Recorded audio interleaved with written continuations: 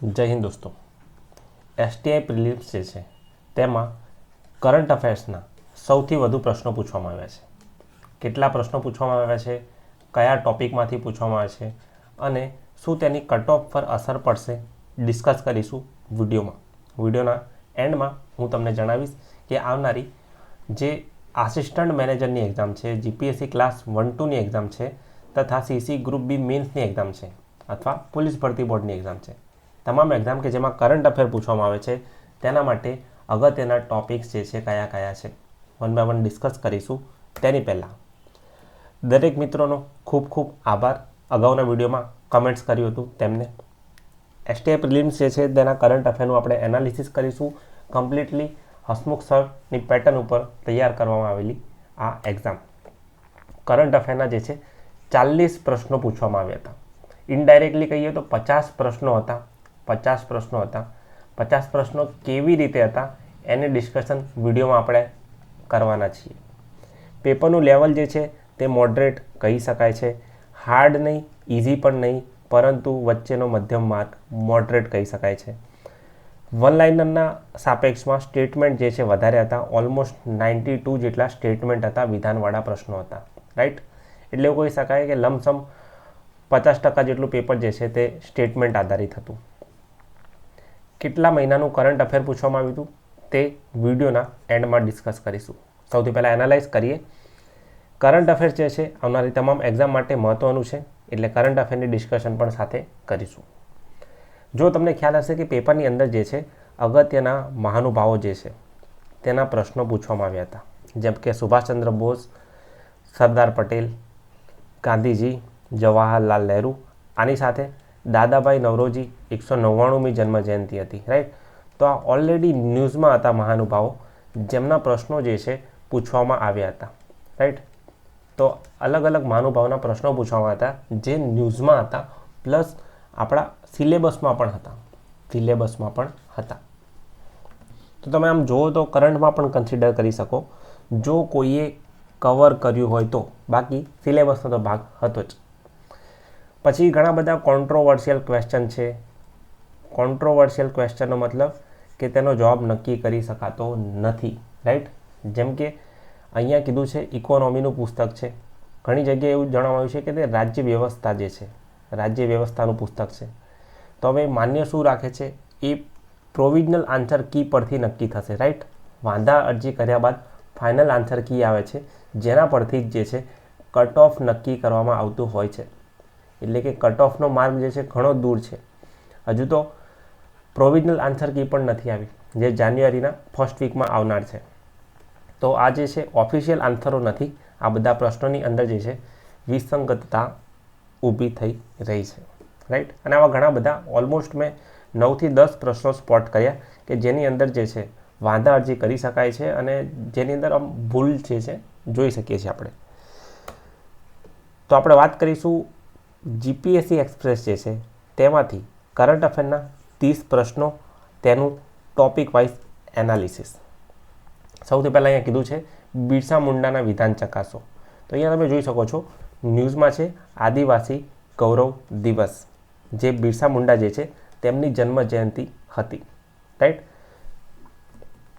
તો આને તમે કહી શકો છો અગત્યનો દિવસ અથવા મહાનુભાવો. અગત્યનો દિવસ અથવા મહાનુભાવો. ત્યારબાદ અમેરિકાની અંદર ઇલેક્શન થઈ ગયા. રાઈટ, બહુ ડેપ્થમાં વાત કરી હતી અમેરિકાના ઇલેક્શનની, કઈ રીતે ભારતના અને અમેરિકાના રાષ્ટ્રપતિ અલગ છે.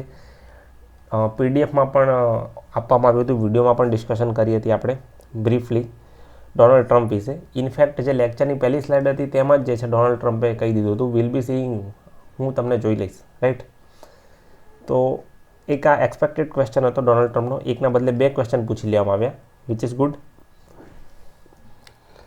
અને બીજી એક વાત એ છે કે અહીંયા જે વિધાન છે આ બંને વિધાન પણ સાચા છે. બંને વિધાન સાચા છે. તો આને આપણે કયા ટોપિક સાથે લિંક કરી શકીએ છીએ? તો આ છે આંતરરાષ્ટ્રીય current affair, international current affairs.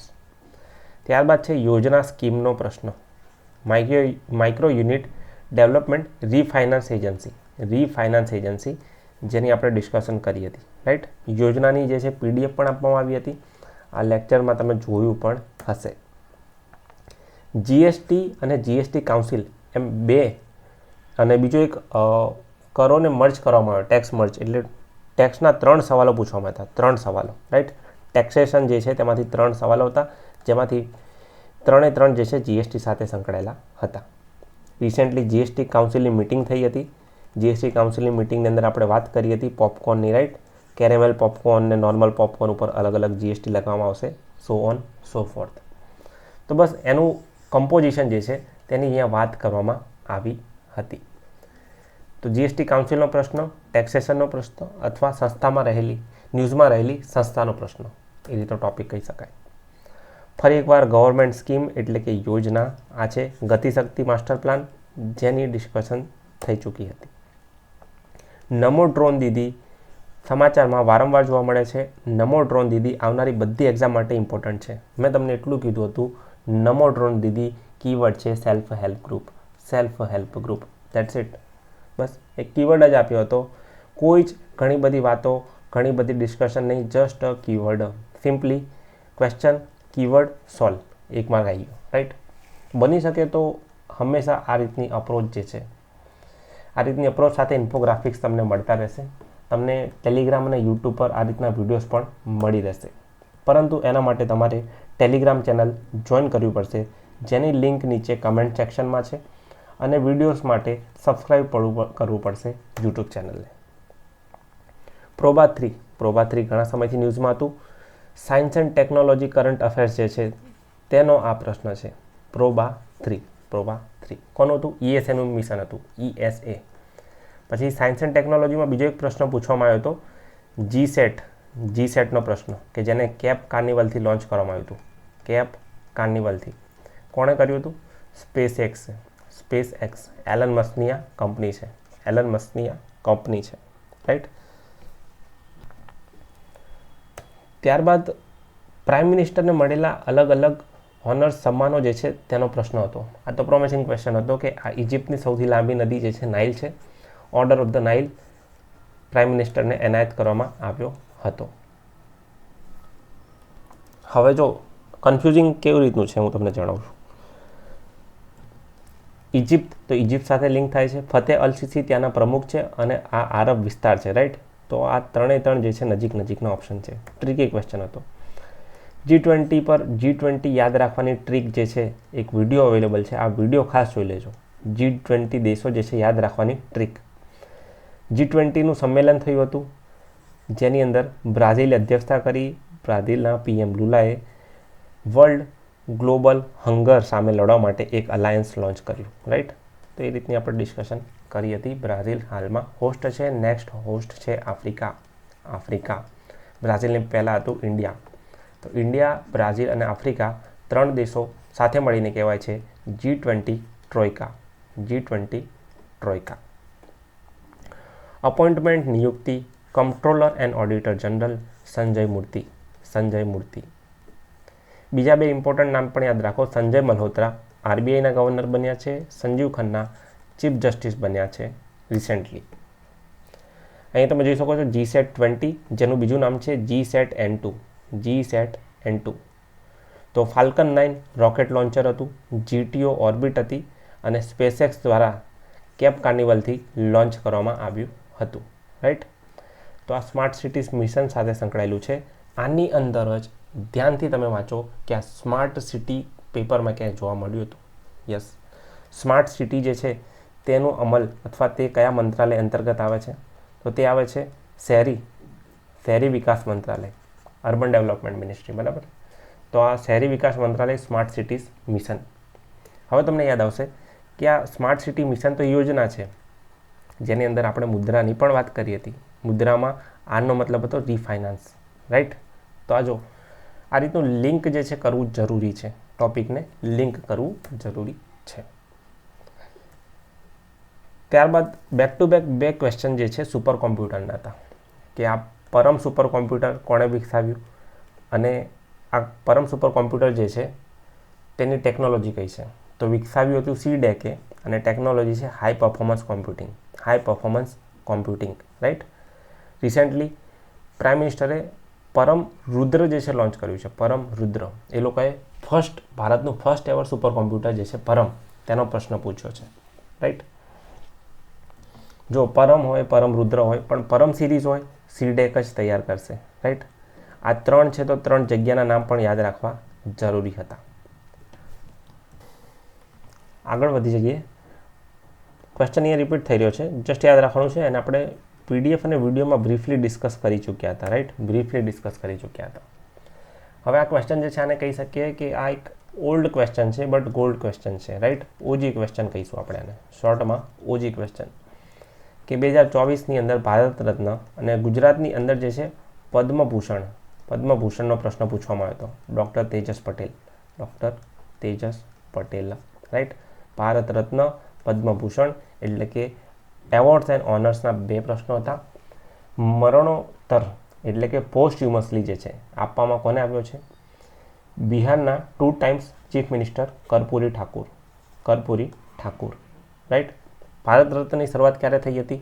1954માં. કોના દ્વારા? રાજેન્દ્ર પ્રસાદ દ્વારા.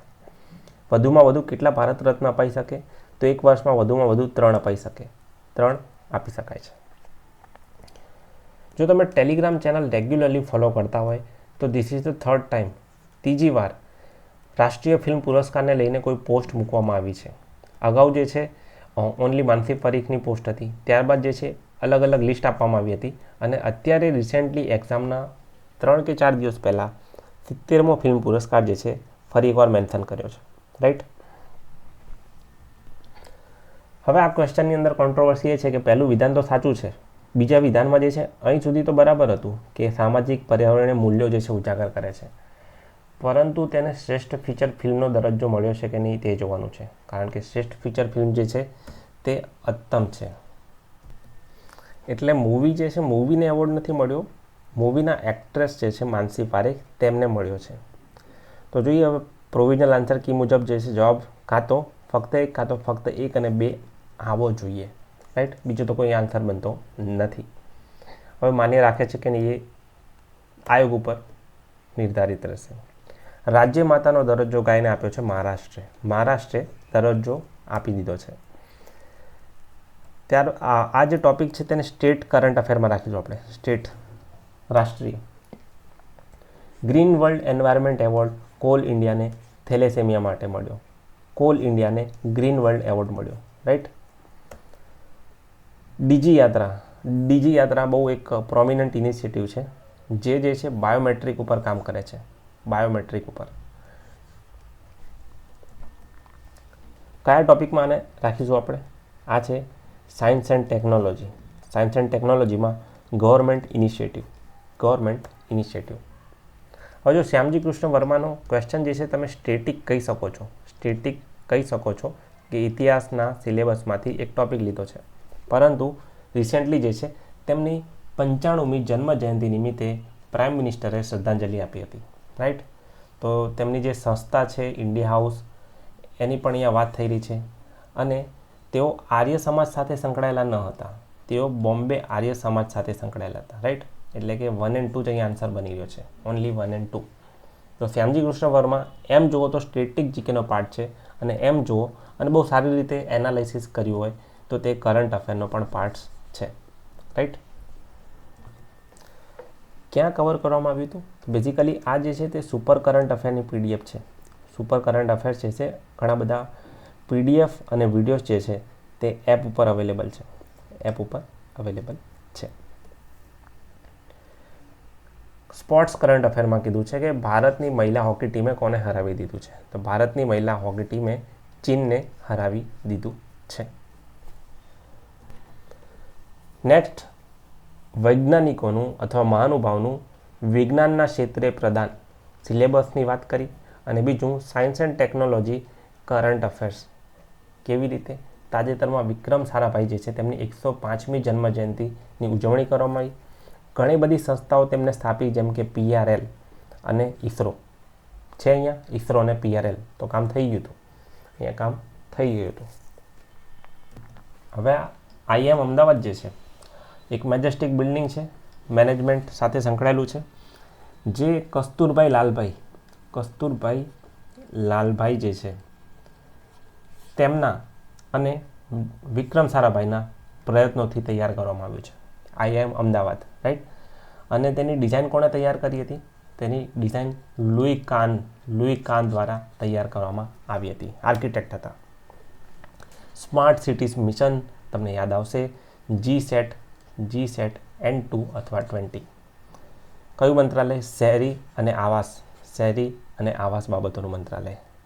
કેમ ન્યૂઝમાં હતું? સ્માર્ટ સિટીઝ મિશન જે છે 2025 સુધી લંબાઈ દેવામાં આવ્યું છે, માર્ચ 2025 સુધી. 2029 સુધી જે છે અટલ ઇનોવેશન મિશનને પણ લંબાવી દેવામાં આવ્યું છે. ત્યારબાદ પોલિટીનો એક ક્વેશ્ચન છે. શું ક્વેશ્ચન છે? કે 1 એપ્રિલ 2024ના રોજ ભારતની કોન્સ્ટિટ્યુશનલ સ્ટેટસ શું છે? કોન્સ્ટિટ્યુશનલ સ્ટેટસ શું છે? પ્રશ્નનું રેફરન્સ છે સંવિધાન દિવસ, બંધારણ દિવસ. 26 નવેમ્બર રિસેન્ટલી ગઈ, ઓબ્ઝર્વ કરવામાં આવ્યો બંધારણ દિવસ. એટલે તમને કીધું કે હાલમાં સ્થિતિ શું છે? તો હાલમાં સ્થિતિ કંઈક આ મુજબ છે, રાઈટ. જવાબ તમે આના પરથી કન્ક્લુડ કરી શકો છો.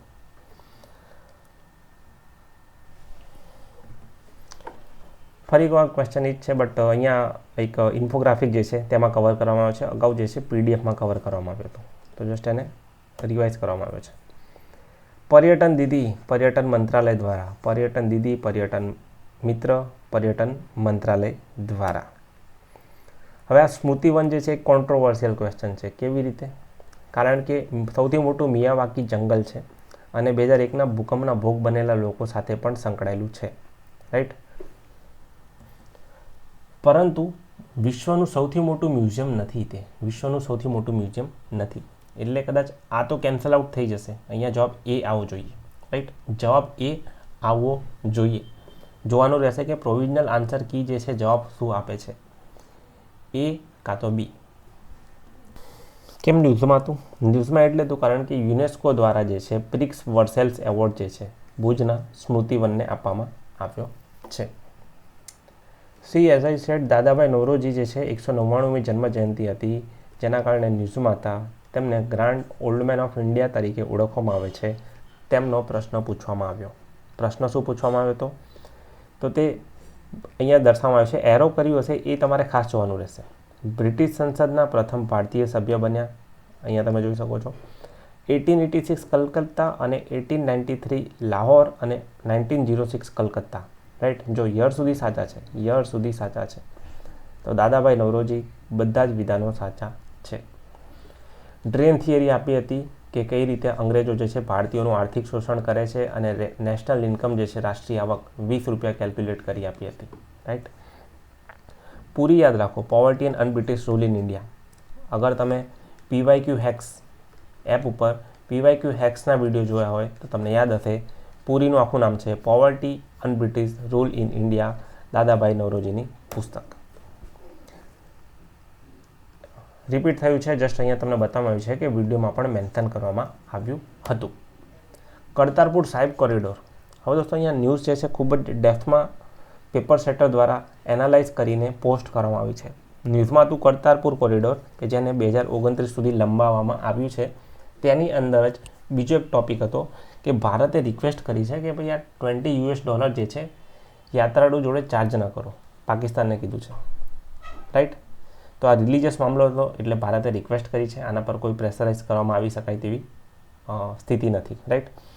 તો આ બંને વિધાનો જે છે સાચા છે. અહીંયા કીધું છે 5 વર્ષ માટે લંબાવવામાં આવ્યું છે, રિક્વેસ્ટ પણ કરી છે, એટલે બંને વિધાનો સાચા છે. જસ્ટ મને કમેન્ટ સેક્શનમાં જણાવો કે આ કરતારપુર કોરિડોર જે છે તે કઈ નદી પર આવેલ છે, કઈ નદી પર આવેલ છે. વિડીયો પોઝ કરો, કમેન્ટ કરો. તમારું કમેન્ટ ખૂબ જ ઇમ્પોર્ટન્ટ છે. Moving on, very important. એક વિડીયો સિંગલ શોર્ટ વિડીયો હતો. મેં વિચાર્યું કે આ રીતનો વિડીયો જે છે ખૂબ જ હેલ્પફુલ બની રહેશે, તો મેં પબ્લિશ કર્યો પોલિટી કરંટ અફેર્સ, રાઈટ. જેમાં બંધારણ દિવસ, comptroller auditor general, GST council, SEBI, supreme court, cabinet સમિતિ, આ બધું ડિસ્કસ કરી ચૂક્યા. કારણ કે છેલ્લા 1 વર્ષમાં તે ન્યૂઝમાં હતા, રાઈટ. સ્ટેટિક ટોપિક હતા, બટ એને આપણે કરંટ સમજીને ડિસ્કસ કરી લીધું. તો આ બધા જ ટોપિક જે છે એક્ઝામમાં જોવા મળ્યા હતા. હવે આમાં કેવું બને છે કે તમે એક એક્ઝામને ટાર્ગેટ કરો છો અને અલગ અલગ એક્ઝામમાં પ્રશ્નો ઘણીવાર જોવા મળતા હોય છે. રિસેન્ટલી સીડ ઓફિસરની એક્ઝામ હતી તો તેમાં અલગ ટૉપિક જોવા મળ્યા. પછી પ્રિન્સિપલ ક્લાસ 2ની એક્ઝામ હતી તો તેમાં પણ અલગ ટૉપિક જોવા મળ્યા. એટલે કે મલ્ટિપલ ટૉપિક મલ્ટિપલ એક્ઝામમાં જોવા મળે છે. જસ્ટ બાકી રહે છે તો એને કવર કરવાનું. તો બસ એને અહીંયા કવર કર્યા છે વિડીયો અને પીડીએફના માધ્યમથી એપ ઉપર, રાઈટ. આ જસ્ટ મેં તમને એક લિસ્ટ આપી હતી કે આટલા ટૉપિક્સ જે છે કવર થઈ ગયા છે. અને તે સિવાય આ બધા ટૉપિકની આપણે ડિસ્કશન કરી હતી અને વિડીયોને કન્ક્લુડ કરીએ એની પહેલાં તમને ખ્યાલ આવી ગયો છે કે કરંટ અફેરના કયા કયા ટૉપિક એક્ઝામમાં વાંચવા જોઈએ. જો તમારી પાસે નોટ્સ બનાવવાનો સમય નથી અથવા ઓર્ગેનાઇઝ નોટ્સ જે છે કેવી રીતે બનાવી તે જાણતા નથી તો સુપર કરંટ અફેર્સમાં એકવાર વિડીયોઝ જોઈ લો, એકવાર પીડીએફ જોઈ લો, ધેટ્સ ઇટ. Moving on. આ વિડીયો જે છે આ વિડીયોની અંદર જે છે દરેક મિત્રોએ કમેન્ટ કરી તે બદલ ખૂબ ખૂબ આભાર. હવે આપણે આગળ વધીશું. સૌથી important part of this video cut ઓફની વાત કરવા જઈ રહ્યા છીએ. તેની પહેલાં હવે જો જીપીએસસીનું વાસ્તવિક કટ ઓફ જે છે ઘણા બધા પરિબળ ઉપર આધાર રાખે છે. કેવી રીતે? સૌથી પહેલાં તો કટ ઓફ તૈયાર કરવા માટે કેટલા લોકો હાજર રહ્યા. હવે તમને ખ્યાલ હશે કે આ વખતે એક્ઝામનું સેન્ટર જે છે દૂર આપવામાં આવ્યું હતું. પોતાના ડિસ્ટ્રિક્ટથી દૂર સેન્ટર આપવામાં આવ્યું હતું. ઇનફેક્ટ ઘણા બધા મિત્રોને 100 કિલોમીટર અવે સેન્ટર્સ હતા, રાઈટ. તો નંબર ઓફ પ્રેઝન્ટ એસ્પાયરન્ટ જે છે તે કદાચ ઓછા હોઈ શકે. નંબર ટુ શું છે? પેપરનું લેવલ, રાઈટ. હવે પેપરનું લેવલ જે છે કોઈ એક જણના ઓપિનિયનથી નક્કી નથી થતું. કોઈ એક જણ હાર્ડ કહેશે, કોઈ ઇઝી કહેશે અને કોઈ મોડરેટ કહેશે. પરંતુ આ ત્રણેયનું જો આપણે એવરેજ લઈએ તે જ આપણો જવાબ બને છે. એટલે કે પેપરનું લેવલ જે છે તે પ્રોવિઝનલ આન્સર કી પરથી માર્ક્સ ગણવામાં આવે અને આ માર્ક્સ ઘણા બધા લોકોના સરેરાશ કાઢવામાં આવે ત્યારે જઈને પેપરનું લેવલ ખબર પડે છે, રાઈટ. તો આ પેપરનો લેવલ જે છે એને આપણે અઝ્યુમ કરી શકીએ છીએ પ્રોવિઝનલ આન્સર કી બાદ, ત્યાં સુધી નહીં. પરંતુ લેવલ જે છે મોડરેટ કહી શકીશું કારણ કે સ્ટેટમેન્ટ ઘણા બધા હતા, ટ્રિકી ક્વેશ્ચન ઘણા બધા હતા, પ્લસ કરંટ અફેરના પ્રશ્નો પણ ભરમાર હતા, રાઈટ. અને લાસ્ટમાં કેન્સલ થયેલા પ્રશ્નો, રાઈટ. બહુ મોટું પરિબળ છે કેન્સલ્ડ ક્વેશ્ચન. જેમ કે પ્રોવિઝનલ આન્સર કી આવ્યા બાદ, વાંધા અરજી કર્યા બાદ જે ફાઇનલ આન્સર કી આવે છે અહીંથી અહીંયા સુધીની જર્નીમાં ઘણો બધો ફેરફાર જોવા મળે છે. તો આ બધા ઘણા બધા આવા જ અનેક પરિબળનો યુઝ કરીને જીપીએસસી દ્વારા જે છે કટ ઓફ તૈયાર કરવામાં આવતું હોય છે, જે એક લોંગ પ્રક્રિયા છે, રાઈટ. તો અત્યારે જે તમને જોવા મળી રહ્યું છે એ કટ ઓફ જે છે એક મૃગ જળ તરીકે તમે સમજી શકો છો.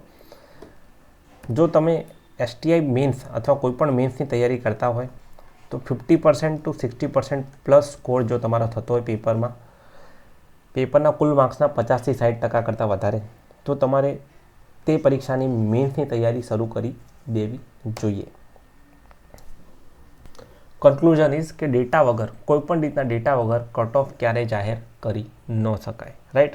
ડેટાનું કલેક્શન માત્ર ને માત્ર આયોગ કરી રહ્યું છે, બીજું કોઈ જ નહીં, રાઈટ. તો એ કામ આયોગનું છે. આયોગ જે છે ટૂંક સમયમાં પાક જાહેર કરે પછી આપણે ડિસ્કશન કરીશું. અને ઘણીવાર ઘણા બધા લોકો ઘણા બધા ઓપિનિયન આપે તો કોઈ એક ઓપિનિયન જે છે સાચું પડતું હોય છે. તો બસ એ બિલીફમાં ના રહેવું. ઓપિનિયન તમારે નથી લેવાના, તમારે જે છે ફેક્ટ્સ અને ડેટા લેવાના છે. ફેક્ટ્સ અને ડેટાસ લેવાના છે. વિડીયોને એન્ડ કરીએ એ પહેલાં જ એસટીઆઈની એક્ઝામમાં ચેનલમાંથી તમને કન્ટેન્ટ યુઝફુલ બની રહ્યું હતું તો વિડીયોને જરૂરથી લાઈક કરો. શું યુઝફુલ બની રહ્યું હતું તે કમેન્ટમાં ખાસ જણાવો. અને જો તમે ટેલિગ્રામ ચેનલ જોઈન ન કરી હોય તો તેની લિંક જે છે નીચે પિન્ડ કમેન્ટમાં છે, તેના પર ક્લિક કરો અને ટેલિગ્રામ ચેનલ ખાસ જોઈન કરો. જો આ વિડીયો પ્રથમવાર જોઈ રહ્યા છો તો ચેનલને જરૂરથી સબસ્ક્રાઈબ કરો.